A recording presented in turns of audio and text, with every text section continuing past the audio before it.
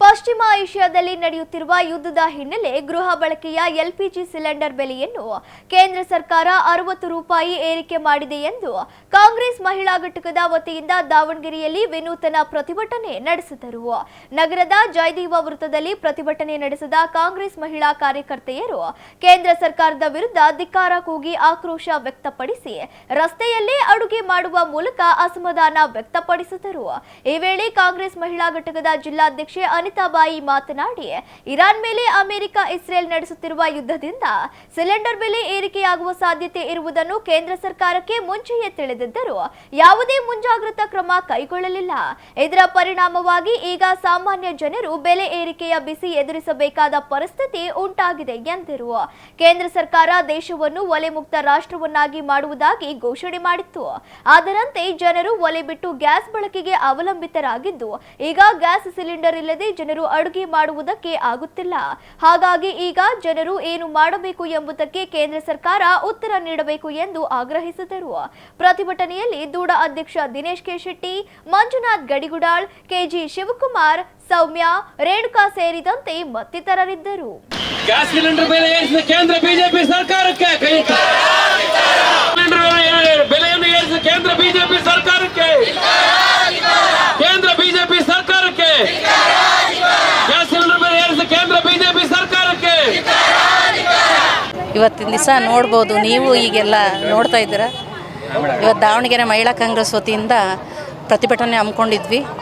ಇವತ್ತು ಅಂತಾರಾಷ್ಟ್ರೀಯ ಮಹಿಳಾ ದಿನಾಚರಣೆ ಒಂದು ದೊಡ್ಡ ಗಿಫ್ಟ್ ಕೊಟ್ಟಿದ್ದಾರೆ ಮೋದಿಜಿಯವರು ನಮಗೆ. ಎಲ್ಲ ಇಲ್ಲಿ ಅಂತಲ್ಲ, ಇಡೀ ದೇಶಕ್ಕೆ ಒಂದು ದೊಡ್ಡ ಗಿಫ್ಟ್ ಕೊಟ್ಟಿದ್ದಾರೆ. ಸಿಲಿಂಡರ್ ಬೆಲೆ ಏರಿಕೆ ಮಾಡಿದ್ದು 60 ರೂಪಾಯಿ ಜಾಸ್ತಿ ಮಾಡಿದ್ದಾರೆ. ಕಮರ್ಷಿಯಲ್ಲು ಮತ್ತು ಮನೆ ಬಳಕೆ ಮಾಡುವಂಥ ವಸ್ತುಗಳ ಮೇಲೆ ಇವತ್ತು ಬೆಲೆ ಏರಿಕೆ ಮಾಡಿದ್ದಾರೆ.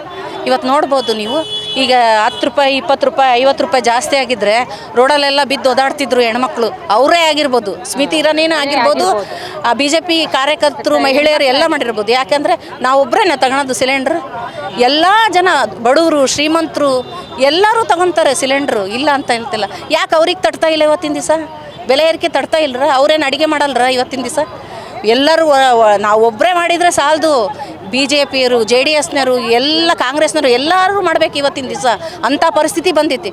ಗೊತ್ತು ಯುದ್ಧ ಆಗುತ್ತೆ ಅಂತಂದು, ಗೊತ್ತಿದ್ರು ಯಾಕೆ ಈ ಥರ ಮಾಡಿದ್ರು? ಅವರು ಸ್ಟಾಕ್ ಮಾಡ್ಕೋಬೇಕಾಗಿತ್ತಾನೆ. ಯಾಕೆ ಈ ಥರ ಮಾಡ್ತಾಯಿದ್ರು? ಯುದ್ಧ ಆಗ್ತಿತ್ತೆ ಅನ್ನೋದು ಗೊತ್ತು, ಎಲ್ಲ ಗೊತ್ತು. ಕೇಂದ್ರದವರು ರಾಜ್ಯದ ಮೇಲೆ ಹೊರೆಯನ್ನು ಹೊರಿಸ್ತಾ ಇದ್ದಾರೆ. ಮಹಿಳೆಯರು ಏನು ಅಡುಗೆ ಮಾಡೋಂಗಿಲ್ಲ, ಏನು ಒಲೆ ಮುಕ್ತ ದೇಶ ಮಾಡ್ತಾನೆ ಅಂತ ಹೊರಟಿದ್ರು. ಆದರೆ ಇವತ್ತು ಒಲೆ ಹಚ್ಚೋ ಪರಿಸ್ಥಿತಿನೇ, ನಿಮ್ಮ ಎದುರಿಗೆ ಒಲೆ ಹಚ್ಚೋ ಪರಿಸ್ಥಿತಿ ಇದೆ. ಮನೆಗೂ ಈಗ ಒಲೆ ಹಚ್ಚೋ ಪರಿಸ್ಥಿತಿನೇ ಬಂದಿರೋದು. ಈಗ ಬಂದೇ ಬಿಟ್ಟದ ಅಲೆ, ಆ ಥರ ಪರಿಸ್ಥಿತಿ ಮಾಡಿಟ್ಟಾರೆ. ಇನ್ನು ಹಿಂಗಾದರೆ ಸುಮ್ಮನಿರಲ್ಲ. ನಾವು ಒಬ್ಬರೇ ಮಾಡೋದಲ್ಲ, ಎಲ್ಲ ಪ್ರತಿಯೊಬ್ಬರು ಮಾಡಲೇಬೇಕು. ಇದನ್ನು ಪ್ರತಿಭಟನೆ ಮಾಡಲೇಬೇಕು, ಹೋರಾಟ ಮಾಡಲೇಬೇಕು. ಇನ್ನು ಮುಂದೆ ನಾವು ಸುಮ್ಮನಿರಲ್ಲ. ವಾರ್ಡ್ ಈಗ ಇಲ್ಲಿ ಮಾಡಿದ್ದೀವಿ, ನಾವು ವಾರ್ಡು ಬ್ಲಾಕಲ್ಲಿ ಮಾಡೋಕ್ಕೆ ಪ್ರತಿಭಟನೆ ಮಾಡ್ತೀವಿ ಅಂತ ಹೇಳೋಕ್ಕೆ ಇಷ್ಟಪಡ್ತೀನಿ. ಈಗ ನಡೀತಾ ಇರ್ತಕ್ಕಂಥ ಸಿಲಿಂಡ್ರ್ ಒಂದು ಬೆಲೆ ಜಾಸ್ತಿ ಆಗ್ತಕ್ಕಂಥದ್ದು, ಆಮೇಲೆ ಸರಿಯಾದ ಪೂರೈಕೆಗಳು ಇರ್ತಕ್ಕಂಥದ್ದು ಒಂದು ಗೋಚರವಾದಂಥ ವಿಷಯ ಆಗಿದೆ. ಯಾಕಂದರೆ ಸಿಲಿಂಡರ್ ಅನ್ನೋದು ಒಂದು ದಿನಬಳಕೆಗೆ ಬೇಕಾದಂಥ ಒಂದು ಪ್ರಮುಖವಾದಂತಹ ವಸ್ತು ಆಗಿದೆ. ಇದೇನು ಯಾವುದೋ ಒಂದು ಅಕೇಶನಲ್ಲಿ ಬೇಕಾಗಿರೋ ವಸ್ತು ಅಲ್ಲ. ಪ್ರತಿದಿನ ಪ್ರತಿಯೊಂದು ಮನೇಲಿ ಒಂದು ಸಣ್ಣ ಪುಟ್ಟ ಇದಕ್ಕೂ ಸಿಲಿಂಡರ್ ಬೇಕಾದಂಥ ವಿಷಯ ಆಗಿದೆ.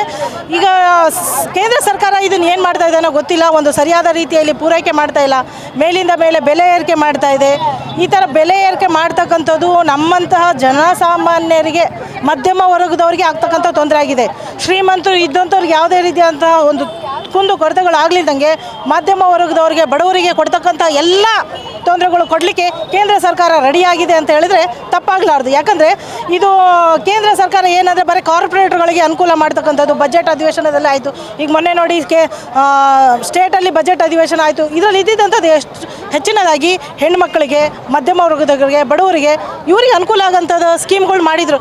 ಈ ಥರ ಸ್ಕೀಮ್ಗಳನ್ನ ಮಾಡಲಾರ್ದೆ ಬರೀ ಇವರು ಕೇಂದ್ರ ಸರ್ಕಾರ ಕಾರ್ಪೊರೇಟ್ಗಳಿಗೆ ಅನುಕೂಲ ಆಗೋಂಥದ್ದು ಮಾಡ್ತಾ ಹೋದರೆ ಹೇಗೆ? ಈಗ ಸಿಲಿಂಡರ್ ರೇಟ್ ಆಗಿರುತ್ತೆ, ನೀವೇ ಮಾಧ್ಯಮದವರು TV ನಲ್ಲಿ ತೋರಿಸ್ತಾ ಇದ್ದೀರಾ ಎಷ್ಟು ಕಷ್ಟಪಡ್ತಾ ಇದ್ದಾರೆ ಒಂದು ಉದ್ಯೋಗ ಮಾಡಲಿಕ್ಕೆ ಅಂತ.